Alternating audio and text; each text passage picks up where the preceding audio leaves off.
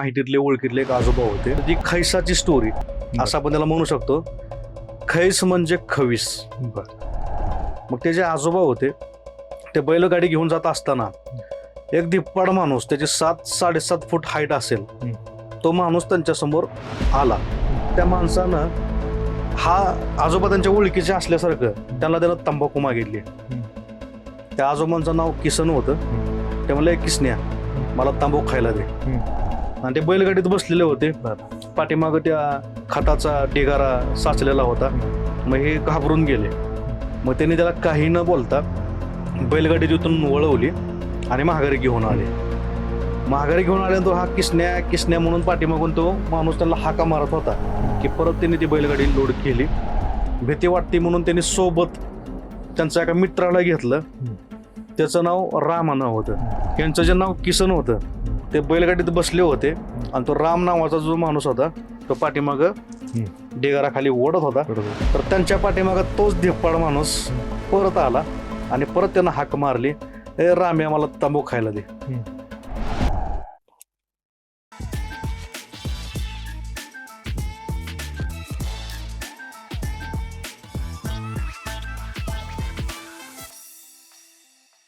नमस्कार मित्रांनो, cutting pay meeting by Chetan Patil या पॉडकास्टवर तुम्हा सगळ्यांचं पुन्हा एकदा स्वागत आहे.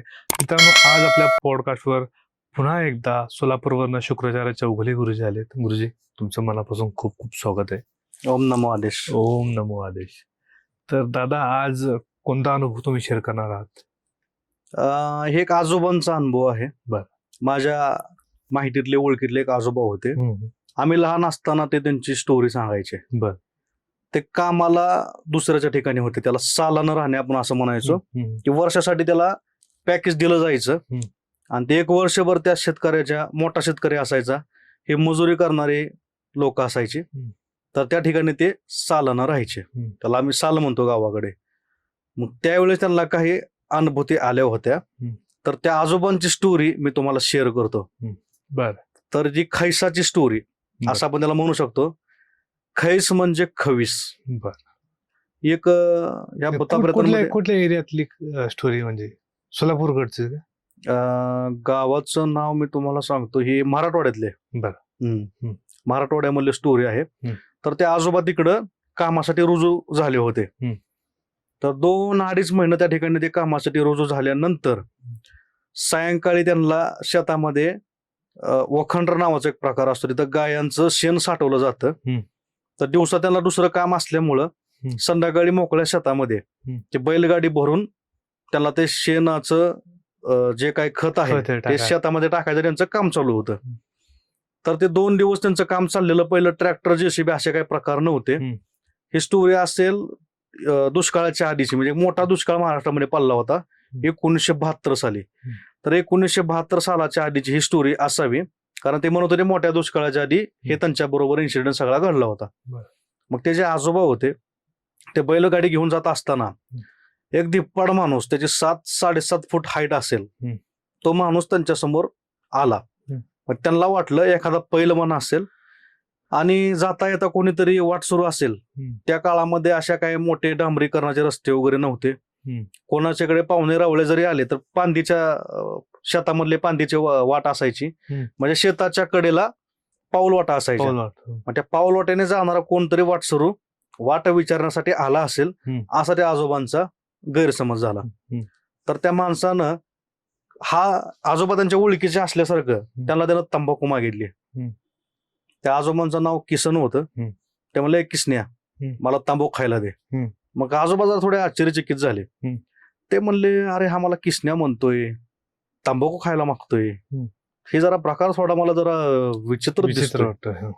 ह्याची माझी काही ओळख नाही. बरं, साधारणपणे हाईट किती असते माणसाची असून 5-5.5-6 फूट. हा हाईटला पण जरा थोडासा मोठा आहे, पण अंधार असल्यामुळे त्याचा चेहरा व्यवस्थित दिसत नव्हता. फक्त अंगावरती त्याच्या पांढरा शर्ट, पांढरा धोतर असं त्या माणसाचं त्याला दिसत होतं, कारण त्या काळामध्ये धोतरांचं प्रमाण जास्त होतं. मग ते तंबाखू मागायचा. आजोबा हे घाबरून गेलेले. ते म्हटले, आता हे किसना म्हणून मला हाक मारतोय, हा माझ्या ओळखीचा पण दिसत नाही, मग ह्याला तंबाखू देऊ का नको असं त्यांना व्हायला लागलं. आणि ते बैलगाडीत बसलेले होते. पाठीमागं त्या खताचा ढिगारा साचलेला होता. मग हे घाबरून गेले. मग त्यांनी त्याला काही न बोलता बैलगाडी तिथून वळवली आणि महागारी घेऊन आले. महागारी घेऊन आल्यानंतर हा किसन्या किसन्या म्हणून पाठीमागून तो माणूस त्यांना हाका मारत होता. पण ह्याने अजिबात महागारी वळून बघितलं नाही आणि ते पहिल्या दिवशी येऊन बसले आणि ते खूप घाबरलेले होते. मग त्या दिवशी ते काही शेतामध्ये कामाला गेले नाहीत. मग त्यांना दर ताप आलेला, ते आजारी पडलेले, घाबरून गेलेले. दुसऱ्या दिवशी वैद्यबुवा असायचे पहिल्या काळामध्ये, दवाखान्याचं प्रमाण कमी होतं, तर वैद्यच उपचार करायचे. तर तो वैद्यबुवाकडे गेल्यानंतर त्यांनी त्यांचा उपचार वगैरे केला. ताप वगैरे आल्यानंतर पहिले लोक माडगं वगैरे खायचे, ज्वारीचं माडगं वगैरे असायचं, ते माडगं खाल्ल्यानंतर ताप वगैरे उतरून जायचा. मग त्या आजोबांनी माडगं खाल्ल्यानंतर त्यांचा ताप वगैरे उतरला. मग दुसऱ्या दिवशी ते नीट झाल्यानंतर, तिसऱ्या दिवशी ते नीट झाल्यानंतर म्हटले की परत त्यांनी ती बैलगाडी लोड केली. भीती वाटते म्हणून त्यांनी सोबत त्यांच्या एका मित्राला घेतलं. त्याचं नाव राम नाव होतं. हे किसन आणि ते राम, असे दोघ जण ते परत त्या शेतामध्ये गेले. तर सुरुवातीला त्यांना कोण दिसलं नाही. मग त्यांनी ते खोऱ्यानं ढिगार टाकतात, ते शेतामध्ये ढिगार टाकायला चालू केलं. मग ढिगार टाकायला चालू केल्यानंतर यांचं जे नाव किसन होतं ते बैलगाडीत बसले होते आणि तो राम नावाचा जो माणूस होता तो पाठीमाग ढिगाराखाली ओढत होता. तर त्यांच्या पाठीमाग तोच धिप्पाड माणूस परत आला आणि परत त्यांना हाक मारली, ए राम्या मला तांबू खायला दे. मग हे बी यांची आधी स्टोरी ऐकून त्यांना वाटलं होतं की काम चुकार करण्यासाठी जो किसन आहे तो खोटं बोलतोय. पण ज्या वेळेस राम्या म्हणून हाक मारली, ज्या वेळेस हा माणूस एवढा प्रचंड घाबरला, जसा तो खाली होता टणकन तो उडी मारून तो बैलगाडीमध्ये बसला आणि महागारी वळून बघायचं त्याचा काय धाडस होईना. तो फक्त म्हणायचा, किसना गाडी पळव, किसना गाडी पळव. आणि ते गाडी पळवायचा प्रयत्न करायला लागले, पण बैल काही पुढे हाले ना गेली. बैल पुढे जाईनच गेली. म्हणजे दोघं चांगले पक्के त्याच्या तावडीमध्ये सापडले होते. म्हणजे किसन म्हणून जे आजोबा होते ते म्हटले, आता एकदाचं काय व्हायचं ते होऊनच जाऊ दे. परवा दिवशी पण आपली गाडी अडवली, तंबाखू मागितली, आता नेमकं हा काय म्हणतोय बघूया. म्हणून ते त्यांनी थोडीशी डिरिंग केली आणि ते बैलगाडीनं उतरून खाली आले. म्हणले, कोण रे तू, आम्हाला रोज तंबाखू घेऊन मागतो, तुझ्या बापानं काय ठेवली काय. अशा भाषेमध्ये त्या व्यक्तीला तो बोलला. तो म्हणला, तू फक्त मला तंबाखू दे, मग मी तुला कोण आहे ते तुला मी सांगतो. मग ह्यांनी त्याला तंबाखू दिली. तंबाखू दिल्यानंतर त्यानं तंबाखू खाल्ली पण. मग म्हणला, तुला जर एवढी गुरमेनं तू माझ्याबरोबर कुस्ती खेळून दाखव. तुम्ही दोघं मी एकटा, तुम्ही दोघांनी कुस्ती खेळा माझ्यासोबत. मग हे म्हणले, ह्यांना प्रकार कळला की कुस्ती खेळ म्हणलं की खैस असतो, असं कुस्ती संध्याकाळी कोणी खेळायला लावत नाही. अशी गावाकडे पहिल्या म्हणी होत्या, प्रचलित होत्या. कुस्ती संध्याकाळी जर तुम्हाला कोण खेळ म्हणला अनोळखी माणूस, तर त्याच्या नादी लागायचं नाही. ते वेगळा काहीतरी प्रकार असू शकतो, असं दंतकथांच्या माध्यमातून गावाकडे गोष्टी असायच्या. आता 2 मिनिटं होतात. खवीसला कुस्तीच काय खेळायचं असते, कितीही कथा ऐकल्या मी. हो, त्याला चॅलेंज काय असतो विषय, हिंद खेचरीच म्हणायचं. नाही, विषय कसा आहे, जेवढ्या आपण काय खेळ ऐकलेले आहेत, दंतकथा ऐकलेल्या आहेत, 70% केसेसमध्ये तर तो कुस्तीच खेळतो आणि तो पुरुषांना आव्हान देतो. पुरुषांना तो आव्हान देतो. त्याला जर हरवलं तर मग आपल्याला तो सोडणार किंवा आपल्याला काही इच्छा तो इच्छा पूर्ण करणार. हो. तर प्रत्येक गावागावात तुम्हाला असा एखादा म्हातारा सापडेल की तो त्याच्याबरोबर कुस्ती खेळलेला असतोच. मग आता ह्याच्यामध्ये जर आपण पाहायला गेलं तर प्रत्येक तालुक्याच्या ठिकाणी जर तुम्ही चेक केलं तर प्रत्येक गावामध्ये एक तरी माणूस असा असतो की त्याच्यावर सामना झालेला आहे. आता खरं खोटं त्यालाच माहिती, ते कुस्ती खेळला का नाही खेळला त्याला माहिती. तेव्हा फेमस होण्यासाठी पण असेल ते काय गोष्टी असू शकतात, पण स्टोऱ्या मात्र त्या खूप इंटरेस्टिंग असतात. मग आता हे आजोबांची स्टोरी आपण कंटिन्यू करूया. मग ते म्हणलं, तुम्ही दोघं मी एकटा, आपण ते कुस्ती खेळूया. तर तो राम म्हणायचा जो होता तो म्हणला, आपण काय आता कुस्ती खेळायला नको, कुस्ती खेळलो तर हे आपल्याला मोडून टाकल. पण नेमकं ते माणूस आहे का दुसरं काय आहे हे आपल्याला समजायला भाग नाही. मग आपण एक काम करूया, तो जो किसन जो होता, किसन मला जे होईल ते बघता येईल, जर दुसरं काय असेल तर देवाचं नाव घेतल्यानंतर ते पळून जाईल, आपण खेळूया, म्हणजे परत काम करताना आपल्याला हे अडवणार नाही.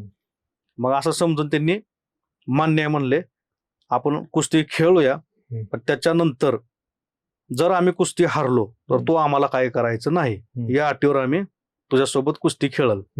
मग असं म्हटल्यानंतर तो जोरजोरात हसायला लागला. म्हणला आता तुम्ही माझ्या तावडीत सापडला तर मी तुम्हाला कुस्ती तुम्ही खेळले तरच मी तुम्हाला सोडणार, जर नाही तुम्ही माझ्यावर कुस्ती खेळली तर मी एकालाही जिवंत सोडणार नाही. बापरे. अशी त्यांना धमकी दिली. मग या दोघांना दुसरा पर्यायच नव्हता. मग ह्यांनी कुस्ती खेळायला सुरू केली. तर एखादा आता धिप्पाड माणूस जसं लहान मुलांना उचलून उचलून फेकतो तसं या दोघांना त्यानं उचलून उचलून आदळायला आणि फेकायला चालू केलं. रामा पाठीमागनं धरतोय, कृष्णा पूर्ण धरतोय. तर हा लहान लहान मुलाला फेकून दिल्यासारख्या दोघांना उचलून उचलून आदळायला लागला, कुचायला लागला. या दोघांनी खूप त्याचा मार खाल्ला. हे अक्षरशः भेंडारून गेलेले होते, जीवच जाईल अशी त्यांची अवस्था झाली होती. आणि ते आजोबा सांगतात की त्या राम्याचा पाय सुद्धा मोडला होता ह्या सगळ्या गोंधळामध्ये. मग त्यांचा पाय मोडला असताना मग त्यांनी राम राम राम राम राम राम म्हणायला चालू केलं. मग जसं त्याने राम राम राम ह्या शब्दाचा उच्चार चालू केला तसा तो पुढचा माणूस थोडा वीक पडायला लागला, म्हणजे त्याला त्रास व्हायला लागला. मग अशा रीतीनं ती कुस्ती त्यांनी त्याच्याबरोबर पहाट होईपर्यंत 12-1 त्यांची कुस्ती सुरू झालेली. 3-4 वाजेपर्यंत हे त्याचा मारच खात होते आणि हे त्याला मारत होते. पण तो माणूस ह्यांना काय ऐकत नव्हता. त्यांच्या अंगाची सलटी सुलून निघालेली त्या ढाकळामध्ये. मग ज्या वेळेस पहाट झाली तर त्यावेळेस तो माणूस तिथून अदृश्य झाला. एक कोंबड्याची बाग त्यांना ऐकू आली आणि त्या बागेबरोबर तो अदृश्य झाला. तर हे दोघ जण ते सांगतात की 8 दिवस एवढे आजारी होते, प्रचंड ह्याला ताप यायचा, दोघ जण खूप घाबरून गेलेले आणि सगळं गाव त्यांना बघायला यायचं नेमका प्रकार काय झालाय. लोक त्यांना म्हणायचे तुम्ही येड्यानो खायसा बरोबर तुम्ही कुस्ती खेळला, तुम्ही वाचलाव हे नशीब, तुम्हाला कोणी एवढा उद्योग करायला सांगितला होता. तर अशी त्यांची ती आजोबाची स्टोरी होती आणि ते आजही रंगवून ही स्टोरी सांगतात. बरोबर. आणि प्रत्येक तालुक्याच्या गावामध्ये एक असा माणूस असतो, तो असा कुस्ती खेळलेलाच असतो. मी तर म्हणतो प्रत्येक गावात एखादा म्हातारा असतो की भूतांसोबत, बरेच कधी खविसाचं नाव नाही घेत ते, पण भूतांसोबत कुस्ती खेळलेला असतात. पंक्तीमध्ये जेवलेले पण असतात. भूतांच्या पंक्तीमध्ये जेवलेले सुद्धा काय काय असतात. आता खरं खोटं त्यांना आम्ही तर असे किस्से ऐकलेत की त्यांना तंबाखू पाहिजे असते, आम्ही सांगायचो, मग आमचे आजोबा सांगायचे जा शेतात पाणी लावून ये, आणि ते पायावर बसून राहायचे शेतकरी. अच्छा. आणि तो पायावर जाऊन शेतातली कामं करायचा आणि मग पाणी लावून द्यायचं आणि मग हे त्याला तंबाखू देताना पण तुम्ही वाहनावर बसलेले पाहिजे, म्हणजे सायकल असेल, बैलगाडी असेल, काहीतरी असेल बसलेले पाहिजे, नाहीतर ते तुम्हाला सोडणार नाही. मग अशा हिशोबाने ते भरपूर असे किस्से घडलेले आहेत आणि खूप सारे आख्यायिकन दंतकथा गावामध्ये व्हायरल आहेत. बेडी आणि तंबाखू कंपल्सरी तेव्हाच. पण या ऐकायला गोष्टी खूप इंटरेस्टिंग वाटतात. असा विषय. तुमच्याकडे सुद्धा तुमचा आजोबाचे पंजोबाचे किस्से असेल तर तुम्ही कमेंट बॉक्समध्ये आम्हाला नक्की सांगा. आणि आय होप तुम्हाला हा एपिसोड आवडला असेल. असेच एपिसोड पाहण्यासाठी चॅनलला लाईक, शेअर, सबस्क्राईब करायचं विसरू नका. दादा, thank you so much for coming. Thank you. ओम नमः.